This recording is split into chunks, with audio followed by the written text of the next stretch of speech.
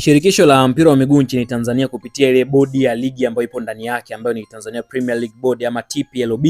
imetoa adhabu kwa wachezaji wawili wa Simba ambao ni Jonathan Soa pamoja na Alassane Maodo Kante mara baada ya kucheza michezo ambayo si ya kiungwana katika mchezo ule kati ya Azam FC dhidi ya Simba Sports Club, mchezo ambao ulimalizika kwa Azam FC kuibuka na ushindi wa mabao 2-0. Lakini vile bodi ya ligi imeipiga faini klabu ya Yanga, faini ya shilingi milioni 5 kwa kosa la kufanya matendo ambayo yanahusiana na imani za kishirikina ama uchawi ama unaweza kuita ulozi,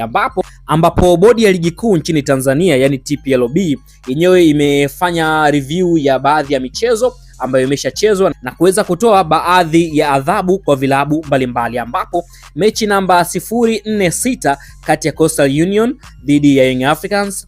klabu ya Young Africans ya mkoani Dar es Salaam imetozwa faini ya shilingi milioni 5 kwa kosa la shabiki wake kuruka uzio na kuingia kwenye eneo la kuchezea yani pitch, ambapo shabiki huyo alionekana kufika hadi kwenye goli la timu ya Coastal Union na kuinama kama ishara ya kutafuta ama kuchukua kitu. Adhabu hii ni kwa mujibu wa kanuni ya 47 kifungu kidogo cha kwanza ya ligi kuu kuhusu udhibiti wa klabu. Lakini pia bodi ya ligi wakaongeza kwa kuandika muhimu: bodi ya ligi kuu nchini Tanzania inazikumbusha klabu zake kuendelea kusisitiza umuhimu wa mchezo wa kiungwana na tabia njema mchezoni kwa wachezaji, viongozi, mashabiki wake. Ukumbusho huu unakuja kufuatia mfululizo wa matukio ya wachezaji kufanya vitendo visivyo vya kiwana michezo kwa wachezaji wenzao, ikiwemo kupiga pamoja na kuhatarisha usalama wa wachezaji. Matukio hayo pia yamekuwa yakileta taswira mbaya kwenye ligi yetu, jambo ambalo linaweza kushusha hadhi yake, na kwamba licha ya adhabu kali ambazo zimekuwa zikitolewa kwa wachezaji husika, bado matukio hayo